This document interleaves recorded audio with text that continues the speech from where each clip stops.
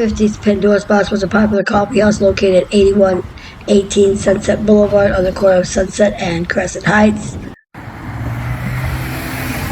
the Hyde Kitchen and Cocktails, the address was 8117 Sunset Boulevard, and the Chevron gas station was 8101.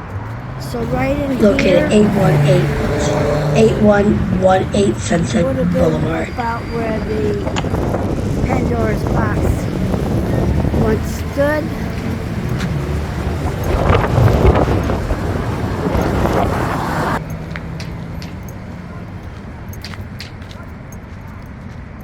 It should be right around 8111. The Hyde Kitchen.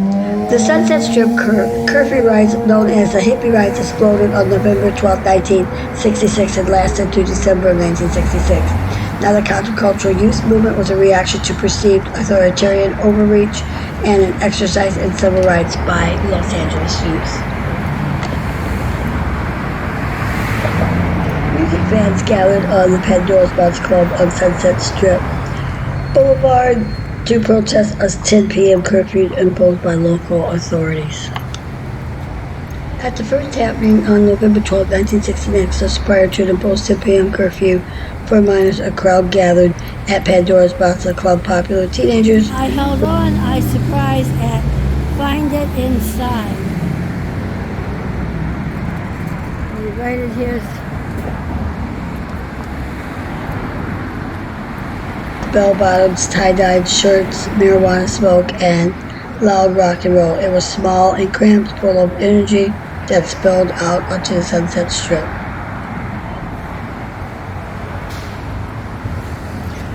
Back in 1966, when you walked down Sunset Strip, you would see on the sidewalk dogging with groovy guys, beetle-haired teens, and flower children.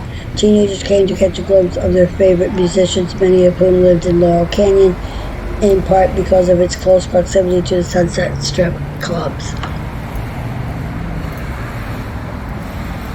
Prior to the riots, authorities began cracking down on a curfew, decades-old curfew law for those under 18. Seeing this as infringement on their rights, striplings, as they were called, invited people to demonstrate at the Pandora's Box. Reports vary perhaps between 900 and 3,000 demonstrators, including celebrities Jack Nicholson and Peter Fonda, erupted in protest. As Cecilia Rasmussen wrote in an article on August 5th, 2007 for the Los Angeles Times, the confrontation with the police inspired musician Stephen Stills of Buffalo Springfield to write For What It's Worth. Stills' song, with its famous line, "There's something happening here," debuted during a short-lived tryst on Christmas Day at Pandora's Box and eventually became an anthem of the protest era. For What It's Worth, a 1966 protest song, which evolved from Pandora's Box from the Sunset Strip riots, is once again popular today as a popular protest song protesting what's going on with our civil rights. It was early 1967 when things quieted down on the Sunset Strip and established itself as Southern California haven of human be-ins, love-ins, acid tests, drugs, rock and roll, and countercultural communities, particularly in the Laurel Canyon, Topanga, and Malibu Canyons. Experimentation and creativity ruled the dynamic LA scene. It would not be long before the generation of the Sunset Strip riots at the drawing of the Summer of Love would stun the world with protests against the faraway and unspoken war. Hold on 1 second. Hyde Park and Kitchen, which is actually 8117. This is the entire parking lot. There's something happening here. And here.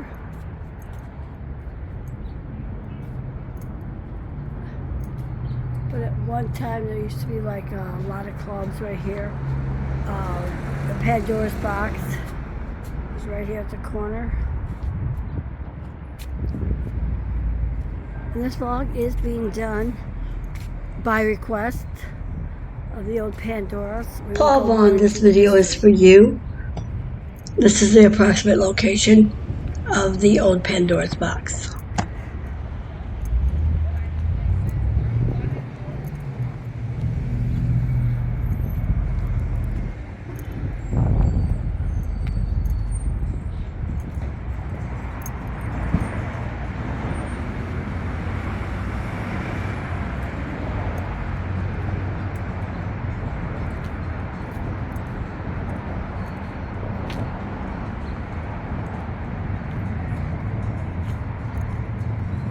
Right over there is where John Belushi died. Check out Hollywood Happenings for all the latest.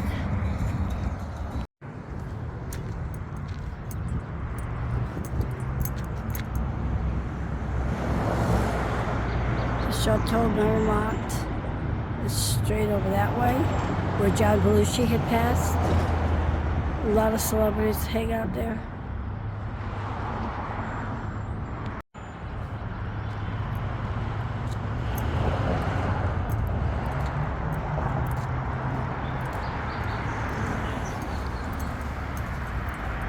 Looks like a little fairy book house, fairy tale.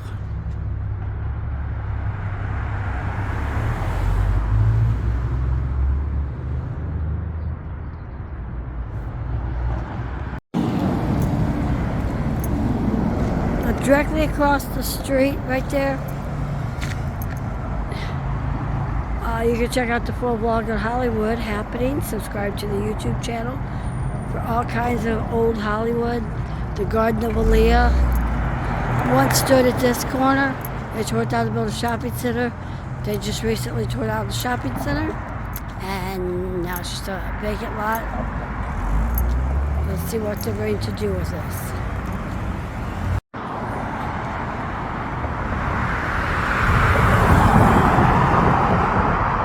Showing you some of the architecture.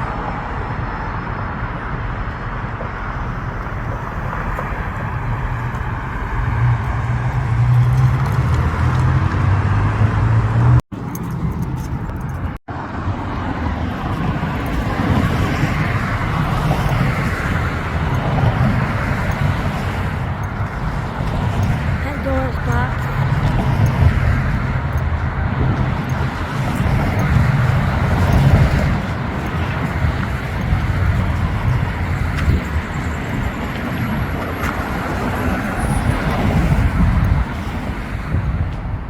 Pandora's box, located at 8118 Sunset Boulevard in West Hollywood, was owned by Jimmy O'Neill. It was a nightclub coffee house. It closed in 1966. Jimmy O'Neill was also the producer of the show Shindig.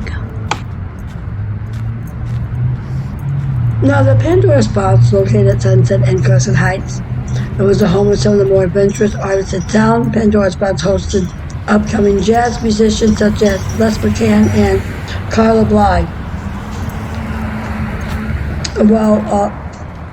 While artist Bert Schoenberg adorned the interior of the club with a mural similar to his work on the famous mural of Cafe Frankenstein and the Purple Onion.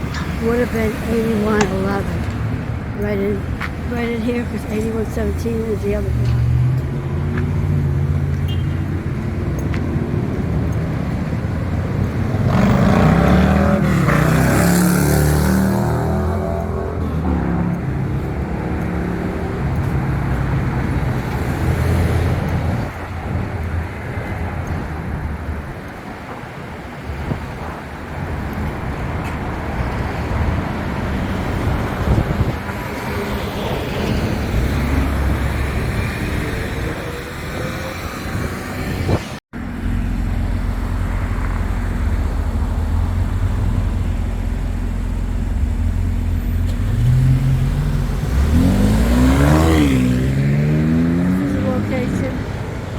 Pandora's box right in here where the sunset lights were held by this intersection right here.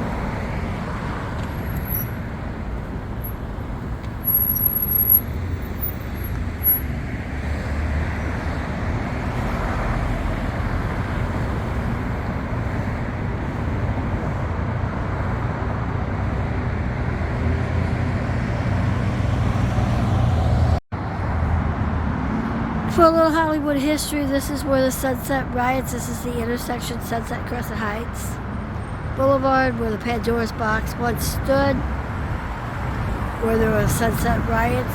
For the full history on Pandora's Box, subscribe to the YouTube channel. Hit like, follow, subscribe for all the old Hollywood history.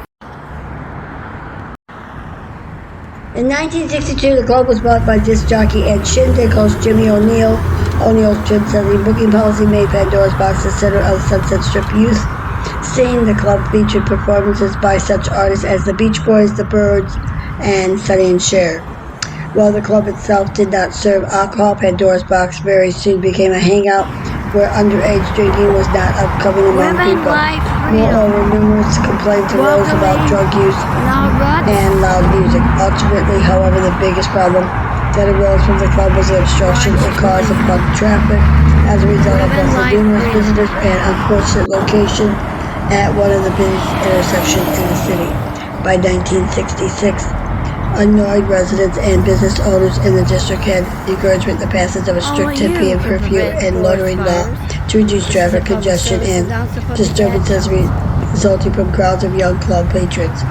This was perceived by the local rock music fans and infringement on their civil rights, and for weeks the tensions protests swelled. On Saturday, November 12, 1969, flyers were distributed along the strip inviting people to demonstrate. Later that day, hours before the protest, one of LA's rock and roll radio stations announced that there would be a rally at Pandora's Box that evening. As many as 1,000 youthful demonstrators, including such celebrities as Jack Nicholson and Peter Fonda, who was handicapped by the police, erupted in protest against a perceived repressive enforcement of these recently invoked curfew laws and the forced closure of Pandora's Box.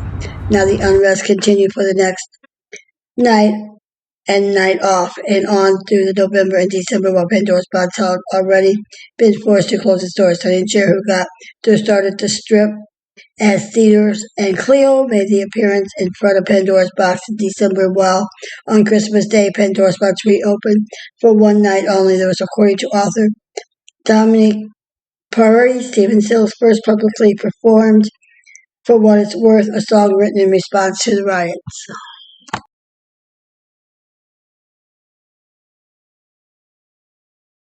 Local administrations decided to get tough and rescinded the use permits of 12 strip clubs, thereby making them off limits to anybody under 21. In November 1966, the Los Angeles City Council voted to acquire and demolish the Pandora's Box. The club was eventually demolished in early August of 1967.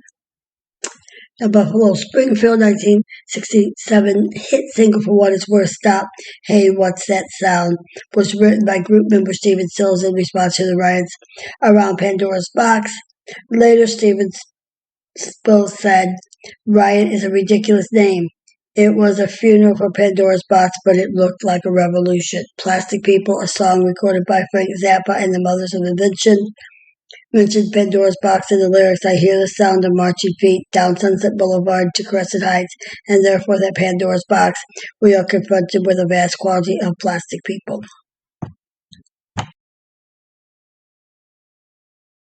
Now, there was a film in 1967 called The Riot on Sunset Strip. It's a fictionalized interpretation of the events about Pandora's Box, and was released within 4 months of the protest. The nightclub is constantly featured in the film Once Upon a Hollywood. The film was set in 1969.